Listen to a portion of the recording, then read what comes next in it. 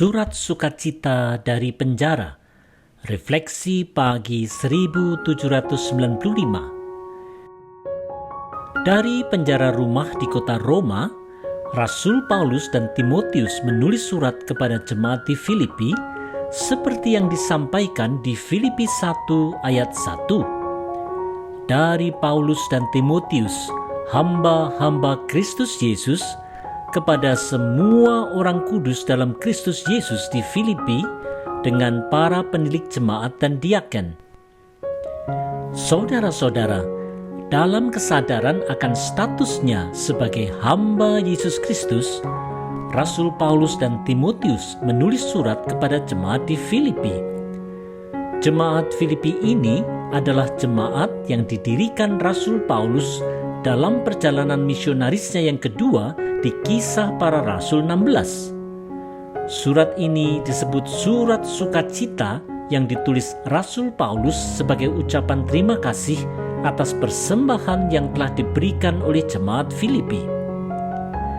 Saudara-saudara, Filipi adalah kota pertama di benua Eropa yang dikunjungi Rasul Paulus dalam perjalanan pengabaran Injilnya.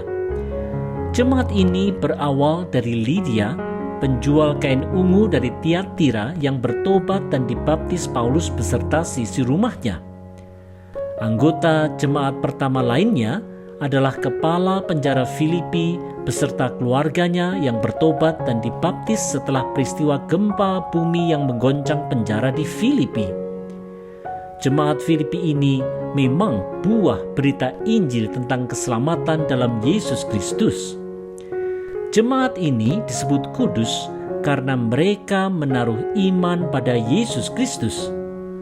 Melalui surat Filipi ini, marilah kita belajar bersyukur dan bersukacita atas keselamatan dalam Yesus Kristus dengan hidup taat dalam kekudusan.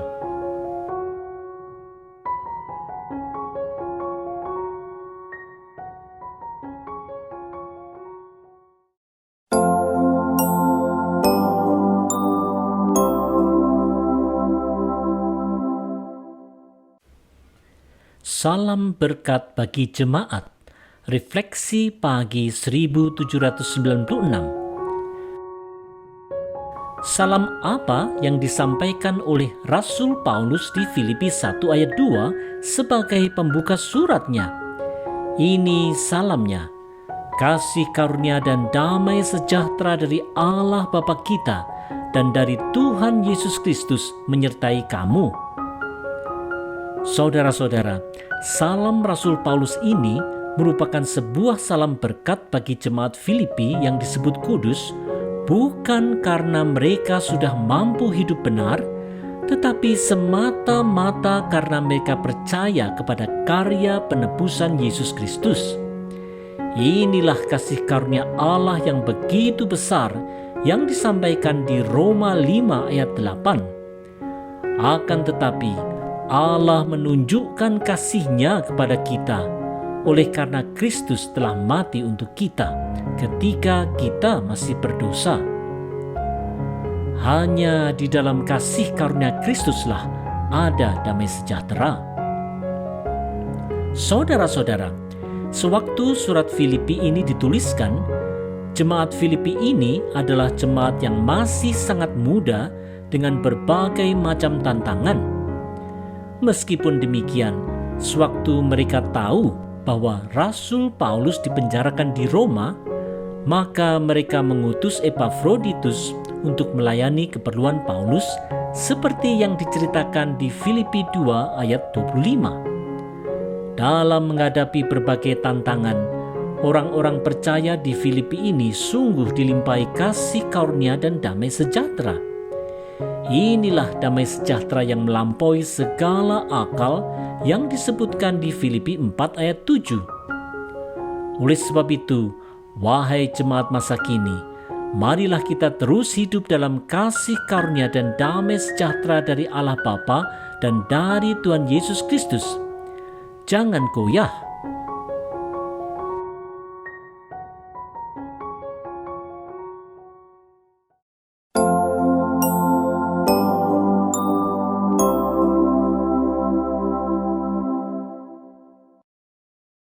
bersyukur dan bersukacita. Refleksi pagi 1797. Apa sikap Rasul Paulus sebagai tahanan di kota Roma bila ia mengingat dan berdoa untuk jemaat Filipi? Mari lihat sikapnya di Filipi 1 ayat 3 dan 4. Aku mengucap syukur kepada Allahku setiap kali aku mengingat kamu, dan setiap kali aku berdoa untuk kamu semua, aku selalu berdoa dengan sukacita. Saudara-saudara, walaupun Rasul Paulus kehilangan kebebasannya dalam statusnya sebagai seorang tahanan, ia tidak kecil hati, bahkan ia selalu mengingat, bersyukur dan bersukacita setiap kali ia berdoa bagi jemaat Filipi. Secara fisik, ia terkurung dan tidak bebas, tetapi secara roh, ia bebas merdeka untuk berdoa dengan penuh syukur dan sukacita. Penjara tidak membuatnya depresi, goyah iman, ataupun mengasihani diri sendiri. Saudara-saudara, menaruh iman dan pengharapan pada Allah dalam Yesus Kristus telah membuat Rasul Paulus kuat serta mampu bersyukur dan bersukacita di tengah situasi sulit.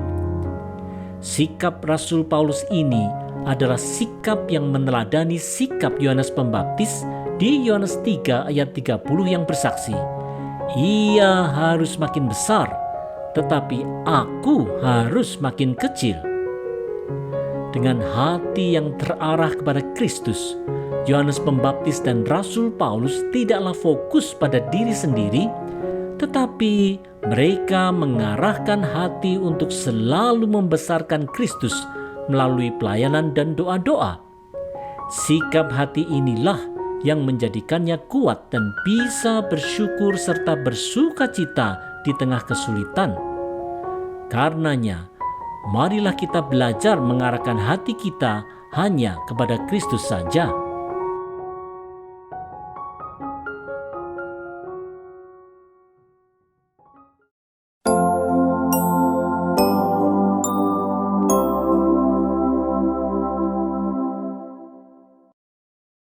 Menghidupi berita Injil. Refleksi pagi 1798. Apa pokok ucapan syukur Rasul Paulus tentang jemaat Filipi? Mari kita lihat Filipi 1 ayat 5. Aku mengucap syukur kepada Allahku karena persekutuanmu dalam berita Injil mulai dari hari pertama sampai sekarang ini. Saudara-saudara, pada kunjungan pertama ke kota Filipi, Rasul Paulus dan Silas difitnah sehingga mereka kemudian didera, dimasukkan ke dalam penjara, dan dibelenggu dengan pasungan yang kuat, seperti yang dikisahkan di Kisah Para Rasul 16. Walaupun mereka sangat menderita, di tengah malam mereka tetap berdoa dan bernyanyi. Melalui cara Tuhan yang ajaib, mereka kemudian dibebaskan.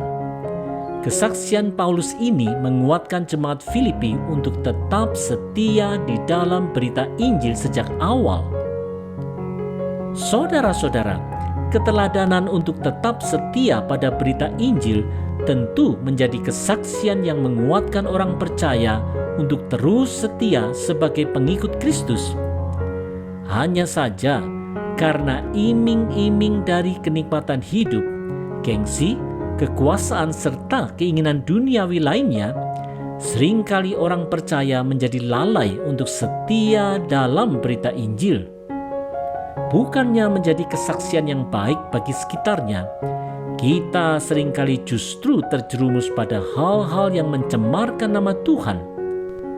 Jemaat masa kini perlu meneladani jemaat Filipi yang terus setia pada Kristus di tengah berbagai tantangan kehidupan.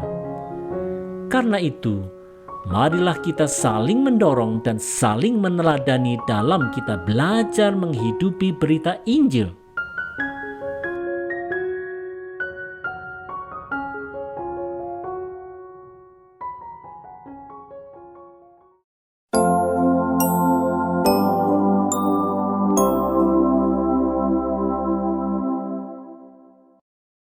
setia pada panggilan Allah.